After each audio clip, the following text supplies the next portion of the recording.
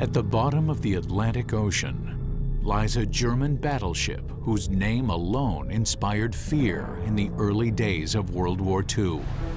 The Bismarck, Hitler's state-of-the-art killing machine. Heavily armored, massively armed. There was nothing that we had that could quite match her. The British Royal Navy sets off in a desperate bid to stop her. Our object was to sink her. Follow Bismarck's deadly maiden voyage moment by moment, as told by the last remaining survivors and the mangled wreckage below. It's the ultimate battle to sink one of history's most dreaded sea weapons.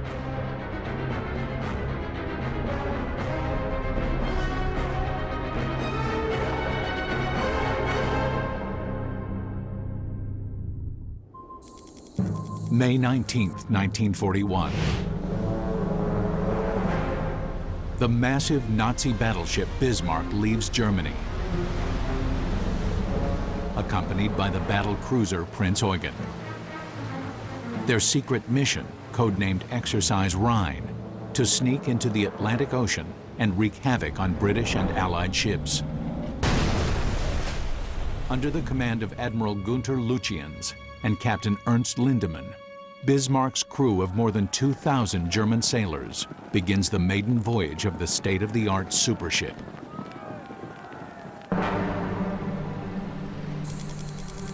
May 21st. Bismarck and Prince Eugen arrive in a fjord in German-occupied Norway.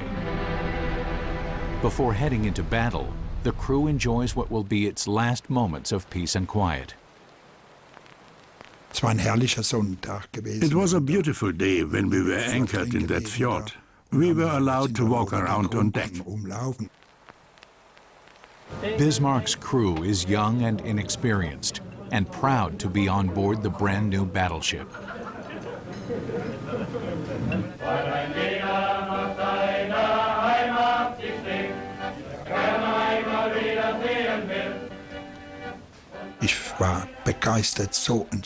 I was thrilled. Everyone thought, this ship will never sink. She's so huge, and there are so many weapons.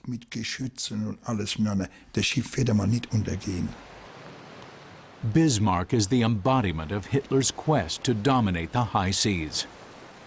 Bismarck was an accumulation of all German naval technology at that time. She was the biggest battleship, she was the most powerful battleship, she was actually one of the fastest battleships at that time. She weighs in at more than 58,000 tons and is 825 feet long. Despite her massive size and thick armor, she can cruise at nearly 35 miles per hour. And Bismarck boasts powerful artillery. Each of her 15-inch guns can hurl a small car 22 miles.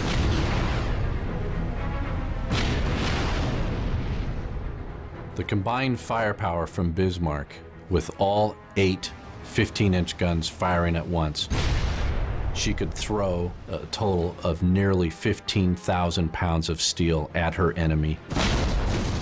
The Germans are confident that Bismarck will turn the war at sea in their favor. But little do they realize what awaits their supership. May 21st, 1941. The Bismarck crewmen anxiously wait for nightfall to launch their secret mission. But soon, they eye trouble in the sky.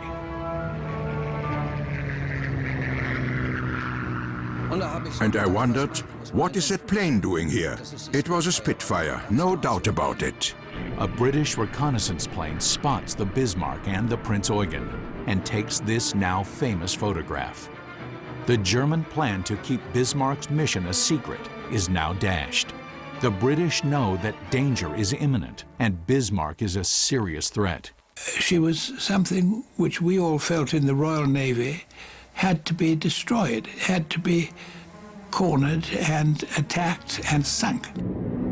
By 1941, Britain is the last enemy standing. Despite suffering heavy German air attacks, the country is still defiant. The Royal Navy controls the seas, but Bismarck is a challenge to even its best ships. The British need to find her and eliminate her. Evening, May 21st. Despite being spotted by the British, the German ships leave Norway to carry out Exercise Rhine. Before setting sail, Prince Eugen tops off her fuel tanks, but Bismarck does not. A decision that will later come to haunt the Germans. 60 years later, 600 miles off the coast of France, an international team prepares to make the first manned dives to the Bismarck.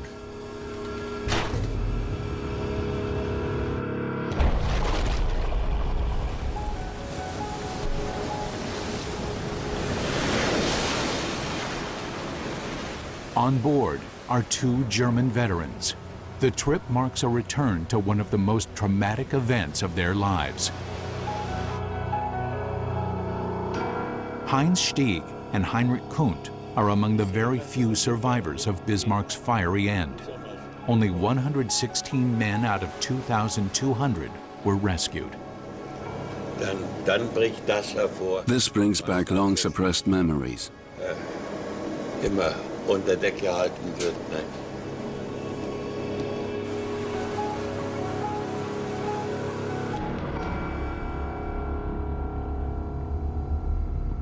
The submersibles touch down nearly 3 miles below sea.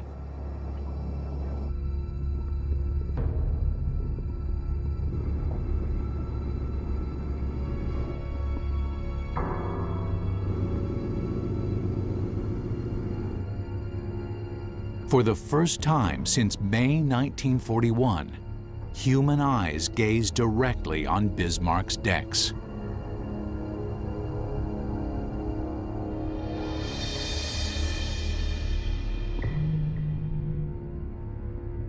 The subs will explore the remains of the massive wreck from bow to stern for up to 12 hours until low oxygen and power levels force them to leave. Then the team endures a 2-hour ascent, surfacing in the black of night, to bring back the first high-definition images of the wreck site, evidence that reveals the course of Bismarck's final battle. The next morning on the expedition vessel, the veterans begin a virtual dive into the past. Ready? Yep. Stieg and Kundt confront what's left of the Bismarck. Wunderbar. Fantastic footage. Oh, thank you. The images take them back to when a chain of bad luck and wrong decisions would determine their ship's fate. Beginning with Bismarck's hasty departure from Norway. Evening, May 21st, 1941. Bismarck foolishly doesn't refuel before leaving the fjord, but other earlier mistakes are already in play. Bismarck was not fully prepared when she left Germany to go on this first operation. One of the biggest problems was that her anti-aircraft batteries were incomplete. A big disadvantage, now that a British airborne attack is an increasing threat. On the sea floor lie Bismarck's mangled anti-aircraft guns, guns that were unable to effectively attack British planes. Normally, anti-aircraft guns defend a ship against attacks by creating an umbrella of lethal fire. It takes coordinated firing of all weapons for this to work properly. But Bismarck's weapon systems fail her. In the rush to get the battleship into service, she's outfitted with antiquated anti-aircraft guns. And the firing systems used to control the guns don't work in tandem. The coming change of seasons may help explain the Germans' haste in getting Bismarck out to sea. German admirals hope the long Arctic nights will provide a helpful cover of darkness as the battleship breaks through into the Atlantic. But by the month of May, nights are getting shorter and time is running out. The other factor was the development of new radar technology. Both sides are evenly matched in new advances in radar that use radio signals to see distant objects. But they use this technology in different ways. The Germans in the first line used radar technology as a means of range finding for artillery purposes, while the British relied on radar as a detection device, which proves a decisive advantage in the battle to come.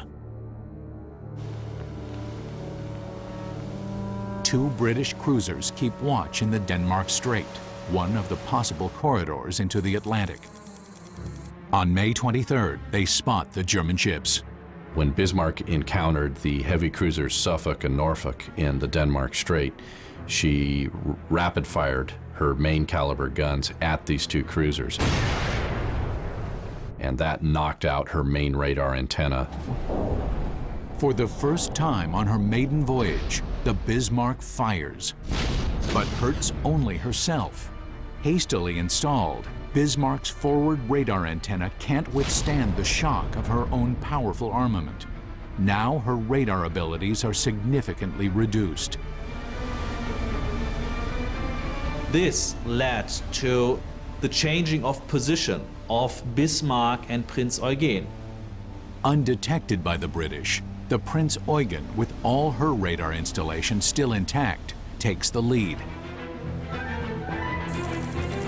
Meanwhile, British heavy units are drawing near from the south, including the brand new battleship Prince of Wales and the flagship of the Royal Navy, the Hood. Launched in 1918, her victorious career earned her the nickname, the Mighty Hood. People felt that the Hood was unsinkable. No ship is unsinkable, but they had this fantasy in their minds. With the Suffolk and the Norfolk on their heels, the German ships steamed toward the open Atlantic and their first battle. On board the Prince of Wales, preparations are in full swing. And we were able to plot the course and position of the Bismarck and work out exactly what time we should be meeting her in the morning. Well, this, of course, was very exciting to know that you were going to have the hell of a battle at, say, 5:30, which, if I remember right, was about the time. And at 5:35 a.m., the Prinz Eugen, followed by the Bismarck, detects the two British ships on the horizon. We thought nothing could happen. The Bismarck is unsinkable, and we will wipe out everything.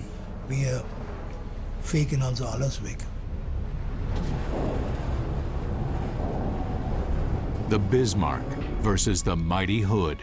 Two enemy flagships face off. A duel of giants is about to begin, and only one will survive. May 24th, 1941. The British battlecruiser Hood and battleship Prince of Wales are in position at the western end of the Denmark Strait, ready to pounce on the Bismarck and the Prinz Eugen. The gap is closing. The Prince of Wales spots Bismarck. After a few minutes, one suddenly saw a mast come up, and that was a very exciting moment. The mast was followed by a great big bar. Shortly after that, her funnel began to come up, and gradually the whole of the Bismarck came in sight. But the British battlecruiser Hood makes a fateful mistake. From a distance, the massive silhouettes of the two German ships look the same. Hood misidentified Prinz Eugen, which was the lead ship in the German task force, as Bismarck, and Hood was firing against Prinz Eugen, in essence, the wrong target. Behind the Prinz Eugen, Bismarck readies for action and brings the British ships into her sights. She fires her first salvo against the right target. It almost immediately straddles Hood. Even with her radar broken, Bismarck's sophisticated aiming systems perform perfectly. Again, another straddle, so they know they're shooting very well. And there were huge fountains of water went up from the big shells. With each salvo, the guns zero in on Hood. And the ones that went over, passed over us, it sounded like a lot of express trains going over.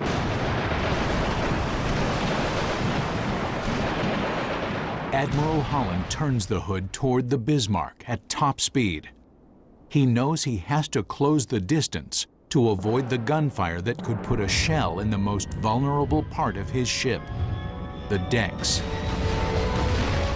Bismarck steers to optimal firing position to allow both her forward and aft turrets, the source of her immense power, to fire on Hood. If you want to score 3 hits, you had to get about 100 shells into the air. Battleships and battle cruisers are heavily armored along their sides, but the Hood is vulnerable. The armor under her decks is thin. Now she's at the optimal range for Bismarck's attack. Admiral Holland's on the bridge of the Hood. He's trying to close the gap between him and Bismarck as fast as possible because he knows his ship is very vulnerable to plunging fire. Bismarck fires again. One of her shells pierces the thin armor right above the magazine, and Hood's highly explosive 15-inch shells. And the ship, the Hood, blew up like a great sort of Christmas cracker.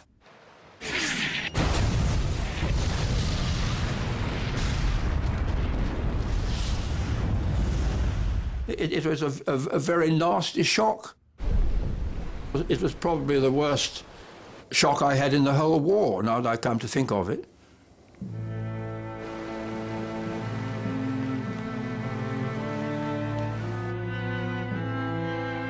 In a duel that lasts only about 8 minutes, Hood's crew of more than 1,400 men vanishes in an instant. Only 3 survive.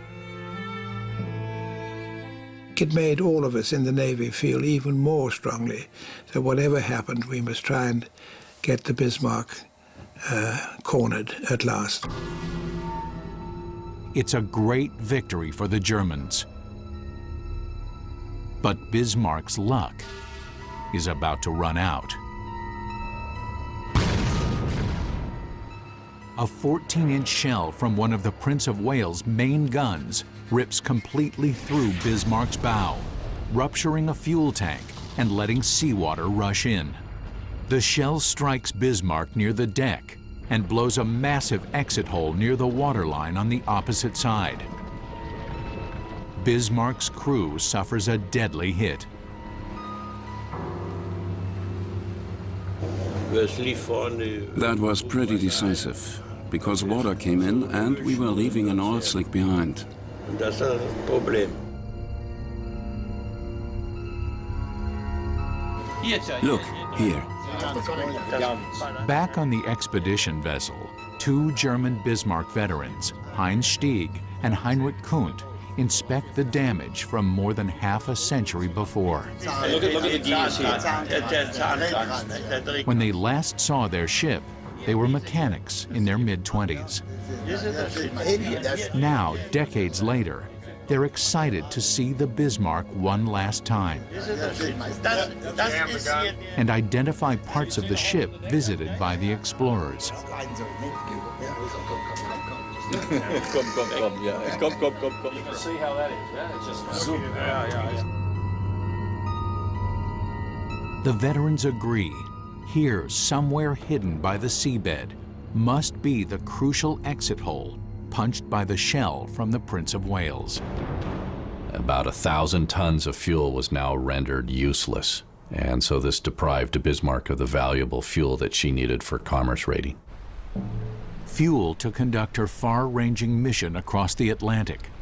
Fuel she could have topped off in Norway while still in German-controlled waters. A decision that now proves pivotal. With the reduced speed She still could hit, but she could not run anymore. The damage is severe. The Bismarck is losing fuel and she can't run at top speed. Admiral Lutyens turns for the nearest port in German-occupied France for repairs. Following new orders, Prince Eugen continues on her own.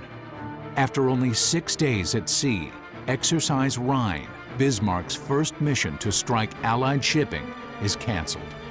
Hitler's naval pride, the Bismarck, has tasted her first battle, her first triumph, and the sting of her first wounds. And she doesn't seem so invincible anymore. For Britain and the Royal Navy, there's now one rallying cry: sink the Bismarck. The German battleship steams toward France, with British ships close behind. Her loss of fuel is a major concern. Bismarck must run at a reduced speed in order to make port. The British ships shadow her and maintain radar contact. One British cruiser zigzags to throw off any possible German submarines. On the Bismarck, Captain Lindemann orders a turn to starboard. At the same moment, the British ship turns to port. When it turns back, the Bismarck has slipped beyond the range of British radar and disappears from their screens. Now Bismarck has escaped them. They don't know where Bismarck is. But Admiral Lutyens doesn't know the British have lost them, because the Germans are still receiving British radar signals. So the Admiral transmits a report to Berlin.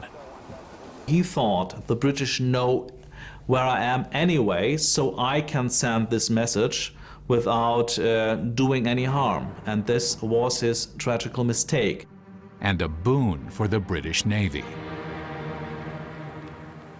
During this period, the British were able to lock in on the German radio signal, and they were able to triangulate the signal directions, thereby giving them a position approximately of where Bismarck was. But locating the exact position of the Bismarck in the vast ocean is a difficult task. The British send out Catalina flying boats to find her. One of the planes flies for hours, but cloud cover obscures its view. Then, suddenly, amazingly, in a single patch of clear sky, something appears on the water below. Yes, it is Bismarck. They found the Bismarck.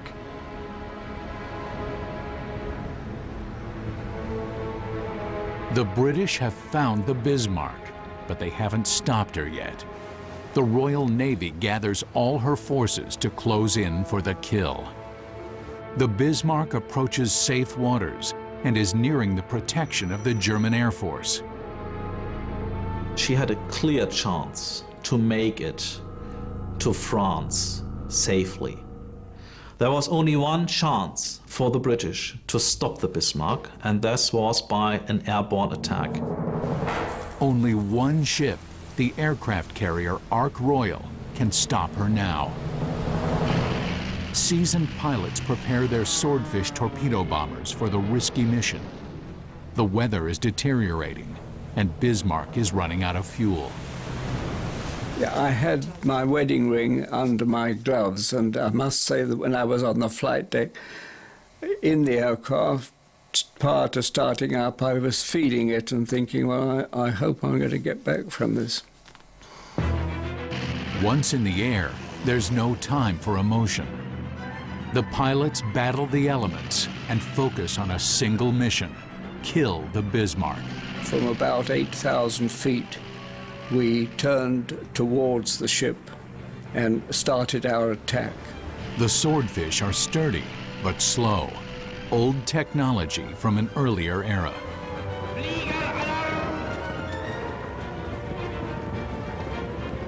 It's like David going up against Goliath. They came towards us, ready to defy death. And then we simply fired with all our guns.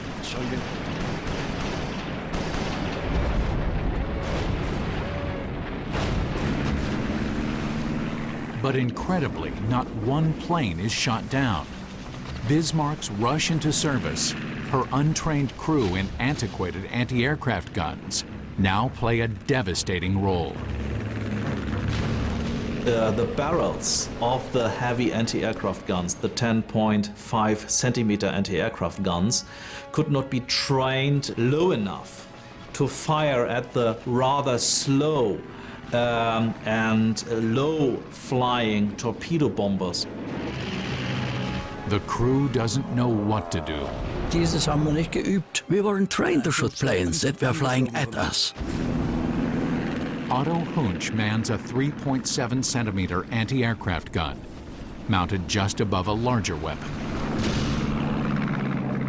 I was at the 3.7, and when the 10.5 below me was firing, there was such a big flash I couldn't see my target anymore. Bismarck is blinded, but still fighting. She was also firing her main armament, and we could see pillars of water ahead of us. If we'd flown into one of those, we would have just disintegrated. The Swordfish pilots delivered their lethal payloads. I estimated that I was at about 90 yards when I dropped my fish. My observer, who looked over the side when we turned away from the ship, could see my torpedo running in the water because it leaves a wake behind it. One torpedo, maybe Patterson's, strikes the Bismarck in the weakest spot below her waterline, the one place that can disable Bismarck and make her vulnerable, the rudder, her Achilles heel. And I think that it was just luck that we hit her in that position.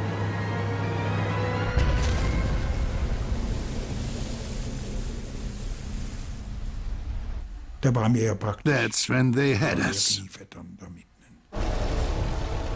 The Nazi dream to rule the Atlantic is fading fast.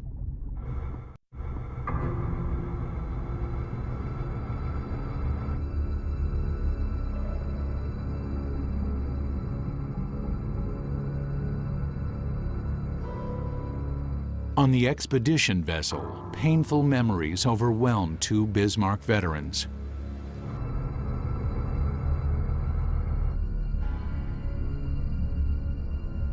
Through the underwater footage, they travel the once familiar decks and relive the moment they realized their ship was doomed.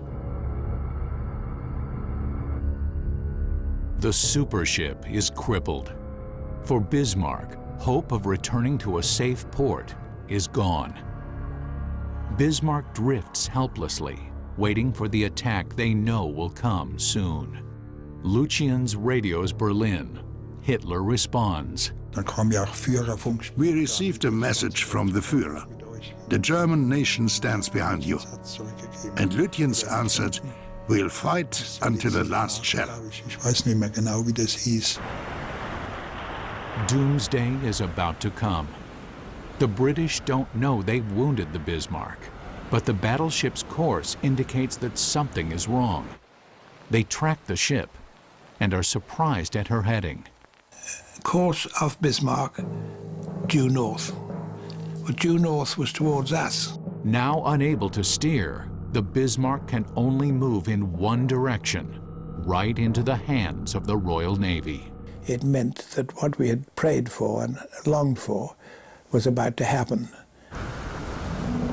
From all over the Atlantic, the British Navy gathers every available force for the approaching battle. Bismarck could fire nearly 15,000 pounds of steel at her enemies. But in this final battle, she was outgunned by a factor of 5. As night falls, the crew is worn out and morale is desperately low. They wait for the end. You didn't know exactly how and when, but you knew it was coming. The British decide, come morning, the real battle will begin. 8:45 a.m., May 27, 1941. Ready for combat, the famous German battleship Bismarck appears out of the fog. I don't know what color she was, but she looked to me black. and therefore very sinister and very formidable. The myth of Bismarck's power is about to be shattered. 8:47 a.m. Rodney opens fire. Immediately, the Bismarck returns the fire. But the great battleship moves slowly. Unable to maneuver, she's an easy target. The first shell strikes Bismarck at 8:59, 12 minutes into battle, setting the foredeck on fire and disabling the two forward turrets. Soon they're taking hit after hit after hit. A shell from Norfolk hits the fire control station on the foretop. They hit that very early on, and therefore her gun control was not efficient after the first few minutes. And that is when they switched to the after control, and that didn't last very long either. That really finished the Bismarck, because after that they could only fire their big turrets in local control, which is very inefficient compared to director control. Each of Bismarck's main rear guns now turns to its own rangefinder to aim. They fire at will, but they're ineffective. Shells continue to pound the Bismarck. Nearly 3 miles down, ripped and twisted steel is evidence of the colossal damage. The fire control stations are blown completely off the ship.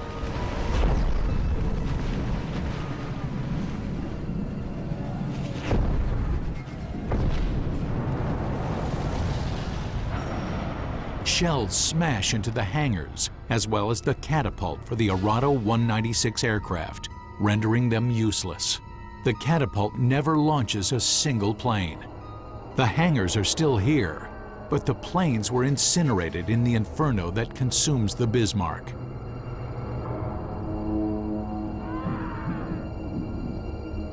The superheated steel of the wreckage releases carbon, food for bacteria in the deep sea. They're literally eating the wreck, creating eerie icicle-like formations called rusticles. At 9:12 a.m., 25 minutes into battle, shells shatter the bridge, killing the crew. Some believe that Captain Lindemann and Admiral Lutyens die here too.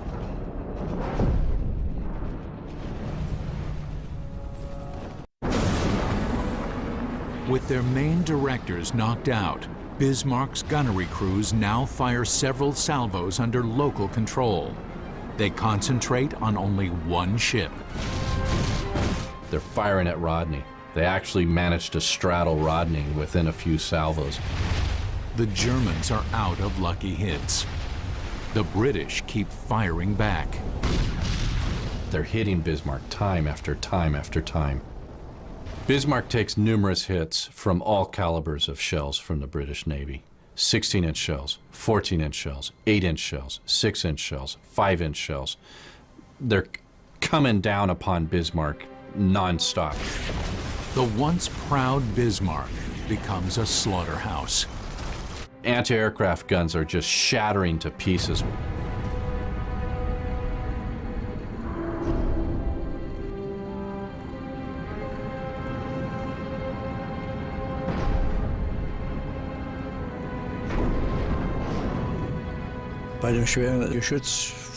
We had orders to seek shelter in the superstructure. I felt that it wasn't safe enough. I was hiding behind turret door, where the empty shell casing usually came out. That's how I realized that the turret was out of action.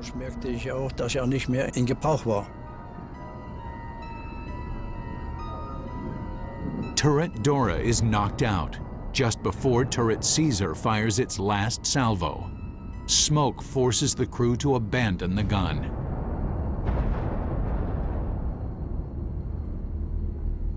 (9:31 a.m., May 27th. After less than 45 minutes, Bismarck's main armament falls silent. But the British continue to fire. Their goal, to sink the supership. From a distance, the British see pieces of the Bismarck blasted off with every impact. Explosions, fire. It's horrible. There's steel shrapnel flying everywhere. The mainmast gets hit and it topples down on top of the ship and falls overboard. One of the cranes gets hit and it falls down onto the superstructure. Deep inside the ship, many young engineers, electricians, and radio operators, like Carl Kuhn, remain at their action stations. I mean, 18 years young. That's when I realized what war is like. Below the armored deck, they can only imagine the bloodshed and the fires up above. Slowly it became clear that we were firing less and less, and that we were being fired at more and more. You feel it, you hear it, that's it. But we didn't know what would happen next.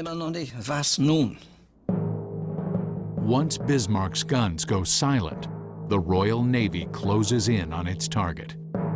The Rodney and King George V closed in closer and closer and closer, so the elevation of their guns, which had started up there, was then down there because they were getting so near.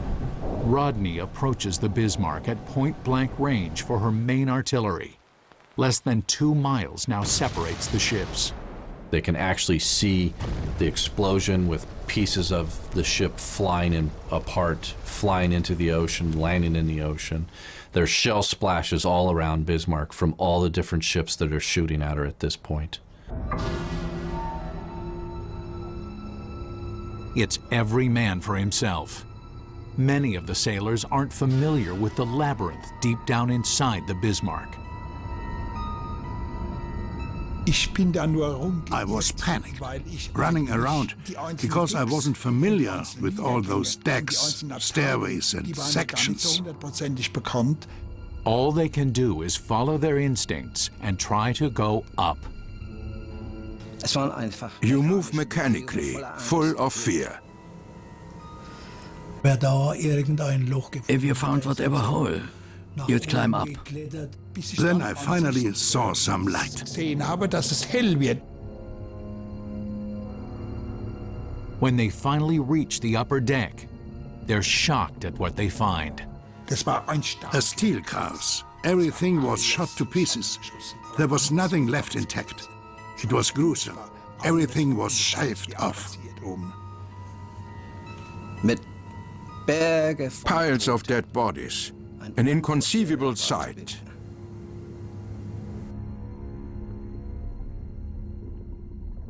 And the British shells keep coming.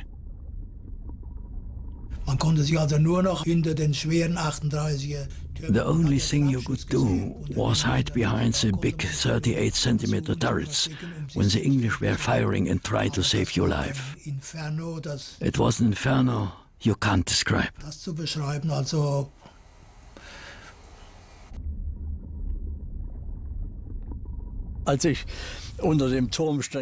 I was standing behind the turret and thought about going down inside again. I wanted to fetch my fiancé's photograph, but I decided not to. Like Hunch, more and more sailors seek shelter behind the D turret. Here, that's where I got out.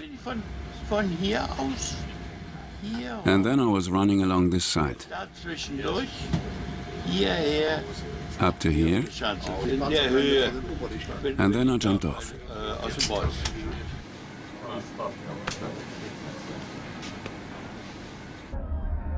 The British see sailors leaping off the Bismarck into the cold water.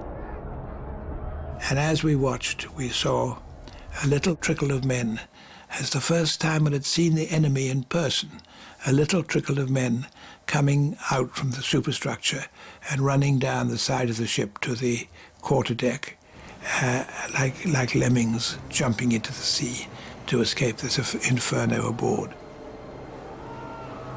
Completely crippled, the hull rolls on the waves, but the ship isn't sinking. The irony to this is This is the strength of Bismarck. Bismarck was designed to withstand this type of a battle. And even though the superstructure and the guns and these sort of things are being knocked out and blown overboard and blown to pieces, the hull is holding its strength. Despite their desperate situation, the Germans won't surrender. No German sailor wants to see his ship in enemy hands. For decades, there has been one question. Did the British finish Bismarck off, or did the Germans scuttle her?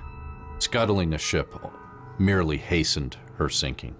She was a helpless wreck when she sunk, and so it did not change anything whether she was scuttled or sunk by a British torpedo.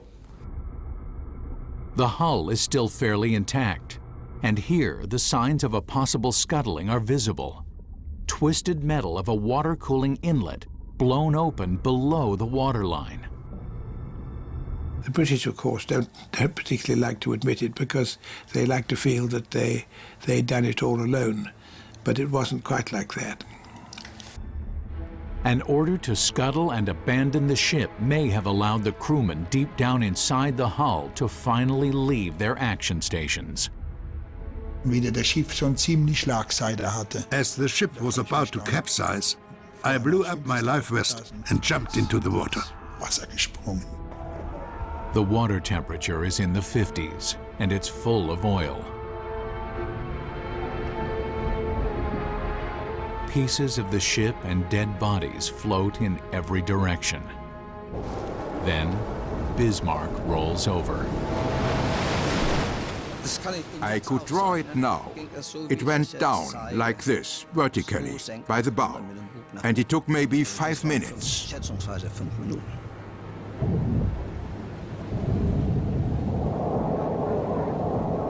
The maiden voyage of the Bismarck is finally over. But for hundreds of sailors in the cold water, the struggle to survive is just beginning.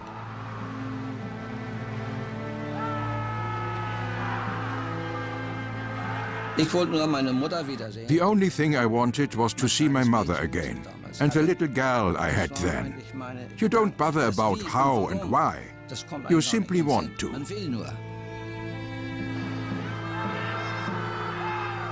Following naval tradition, the British cruiser Dorsetshire picks up German sailors.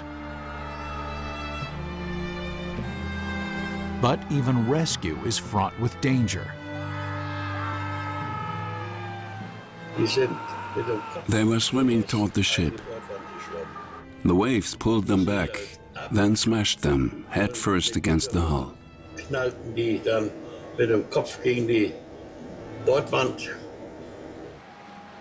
The heavy seas hurl some sailors into the side of the ship, head first, knocking them unconscious, certain to drown.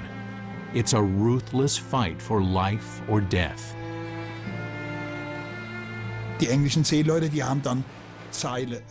sailors were throwing down ropes, rope ends, they say in the Navy. Then, when you were halfway up, you had a comrade hanging on your feet, because he too wanted to be rescued, and you fell down again. Those who make it remain deeply grateful for their lives. I must repeat it over and over again. The English were treating us like brothers, despite that they had been firing at us half an hour ago. That's amazing. Hard to understand. Suddenly, an alarm is raised. A U-boat is approaching. The presence of a German submarine is never confirmed, but the British make a devastating decision. To protect her own crew, the Dorsetshire set sail, leaving hundreds of German sailors to drown. In the Operation Rheinübung, triumph and tragedy are, in a curious way, in a very curious way, mixed, blended together on both sides. The Germans' early victory over the British battleship the Hood sent more than 1,400 men to a watery grave. But victory ultimately went to the British as the Bismarck and more than 2,000 of her crew slipped beneath the Atlantic. the disastrous balance of war. The loss of Bismarck could have been avoided by canceling the operation from the beginning. Sending Bismarck out with the heavy cruiser Prinz Eugen against the odds that they knew existed, against a much superior Navy, the British Navy, was, in my opinion, not a smart thing to do. History is full of if only this, that, or the other had happened or hadn't happened. That's the course of history. The Bismarck, Hitler's dreaded state-of-the-art killing machine, is defeated after only 9 days at sea and banished forever into the depths of the Atlantic Ocean.